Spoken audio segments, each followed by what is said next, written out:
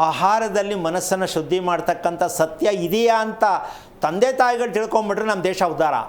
ಮಗುವಿನ ಮನಸ್ಸು, ಮಗುವಿನ ಆಹಾರ ಸೇವನೆಯ ಮೂಲಕವೇ ಮಗುವಿನ ಮನಸ್ಸು ಶುದ್ಧೀಕರಣ ಆಗುವ ಸಂಸ್ಕಾರ.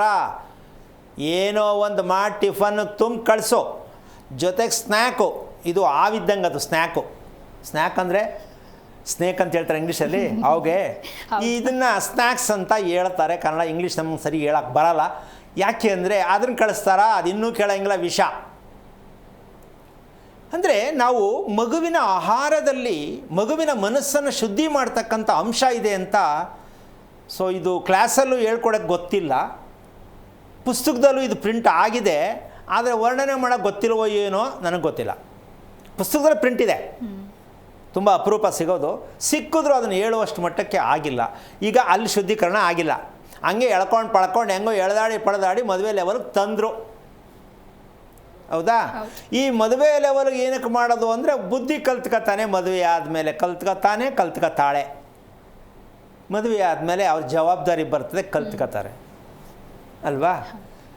ಈಗ ಅಲ್ಲೂ ಮಾಡಬೇಕಾಗಿದ್ದೇನು, ಹೆಣ್ಣು ಗಂಡಿನ ಶುದ್ಧೀಕರಣವನ್ನು ಮಾಡಿ ಮದುವೆ ಮಾಡಬೇಕಿತ್ತು. ಅಲ್ಲಿ ಮನಸ್ಸನ್ನು ಶುದ್ಧಿ ಕೇಳುತ್ತೆ, ಇಲ್ಲಿ ದೇಹವನ್ನು ಶುದ್ಧಿ ಕೇಳುತ್ತೆ. ಮದುವೆಯಲ್ಲಿ ಏನು ಕೇಳುತ್ತೆ? ದೇಹ ಶುದ್ಧಿ. ಅಲ್ಲೂ ಇಲ್ಲ ಇಲ್ಲೂ ಇಲ್ಲ. ಮತ್ತು ಮನುಷ್ಯರು ಅಂತ ಹೆಂಗೆ ಬದುಕೋದು ಭೂಮಿಯಲ್ಲಿ? ಶುದ್ಧಿ ಬೇಕಾ ಬೇಡ ನಮ್ಮ? ಬೇಕು. ಹಾಂ, ಸಂಸ್ಕಾರಗಳಲ್ಲಿ ವಿಶೇಷ ಸಂಸ್ಕಾರ ಅಂದರೆ ಮದುವೆನೇ, ಅದಕ್ಕೆ ಮೀರಿಲ್ಲ. ಇನ್ನು ಬದಲಾವಣೆ ಆದರೆ ಅಲ್ಲ ಆಗಬೇಕು, ಆಗಲಿಲ್ಲ ಅಂದರೆ ಜೀವನ ಪರ್ಯಂತ ಬದಲಾವಣೆ ಆಗಲ್ಲ. ಯಾಕೆ ಅಂದರೆ ಶುದ್ಧೀಕರಣ ಆಗಬೇಕು, ಅದು ಗೊತ್ತಿಲ್ಲ. ಏನು ಶುದ್ಧೀಕರಣ ಆಗಬೇಕು? ಬೆಳಗ್ಗೆ ಪೂಜೆ ಮಾಡೋದು ಸಾಕಲ್ವಾ? ಹಾಂ, ಅದು ಶುದ್ಧೀಕರಣ ಅಂತ ಅಂದ್ಕೊಂಡ್ರೆ ನಾನೇನು ಮಾಡೋಕ್ಕಾಗಲ್ಲ. ಯಾಕೆ ಅಂದರೆ ಪೂಜೆ ಮಾಡ್ತಕ್ಕಂಥದ್ದು ಮನಃಶಾಂತಿಗೆ ಹೊರತು ನಾನು ಪೂಜೆ ಮಾಡಿದೆ ಒಂದು ರಿಸಲ್ಟ್. ಇನ್ನೊಂದು, ಸಮಯಕ್ಕೆ ನಾವು ಒಂದು ವಿಚಾರವನ್ನು ಕೊಡ್ತೀವಿ. ಏನು? ಮಗುವಿನ ಭವಿಷ್ಯ ಕೇಳ್ತೀವಿ, ಹೌದಾ? ಮದುವೆಗೆ ನಾವು ಅಲ್ಲೂ ಅದನ್ನೇ ಪದ ಬಳಸ್ತೀವಿ. ಒಳ್ಳೆ ಹೆಣ್ಣು ಗಂಡು, ಒಳ್ಳೆ ಗಂಡಿಗೆ ಒಳ್ಳೆ ಹೆಣ್ಣು, ಒಳ್ಳೆ ಹೆಣ್ಣಿಗೆ ಒಳ್ಳೆ ಗಂಡು, ಅವ್ರ ಭವಿಷ್ಯ ರೂಪಿಸ್ಕೊಂಬಿಟ್ರೆ ಚೆನ್ನಾಗಿದ್ದರೆ ಸಾಕು ಅಂತ. ಈ ಭವಿಷ್ಯ ಅನ್ನೋದು ಮಗುನಲ್ಲೂ ಬಂತು, ಮದುವೆನಲ್ಲೂ ಬಂತು. ಶಾಸ್ತ್ರ ಕೇಳುವಾಗಲೂ ಇವ್ರ ಭವಿಷ್ಯ ಹೇಗಿದೆ ಅಂತ ಅಲ್ಲೂ ಭವಿಷ್ಯ ಬಂತು. ಆದರೆ ಭವಿಷ್ಯದ ಅರ್ಥ ಇನ್ನೂ ಗೊತ್ತಾಗಿಲ್ಲ, ಕೇಳೋದಷ್ಟೇ ಗೊತ್ತು. ಭವಿಷ್ಯದ ಮೂಲ ಅರ್ಥ ಆಯಾ ಸಂದರ್ಭಕ್ಕೆ ಯಾವ್ಯಾವ ಬರಬೇಕು ಗೊತ್ತಿಲ್ಲ. ಇಲ್ಲಿ ಮದುವೆ ಅಂತಕ್ಕಂಥದ್ದಕ್ಕೂ ಭವಿಷ್ಯ, ಮಗು ಹುಟ್ಟಿದ್ದಕ್ಕೂ ಅಭಿವೃದ್ಧಿ ಆಗೋಕ್ಕೂ ಭವಿಷ್ಯ.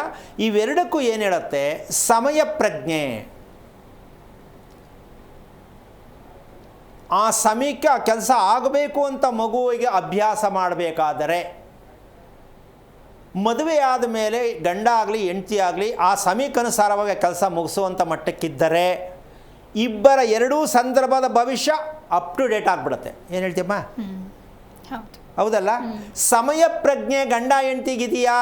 ಇಲ್ಲ, ಭವಿಷ್ಯ ಫೇಲ್. ಮಗುವಿಗೆ ದಿನಚರಿ ಚೆನ್ನಾಗಿದೆಯಾ? ಇಲ್ಲ, ಭವಿಷ್ಯ ಫೇಲ್.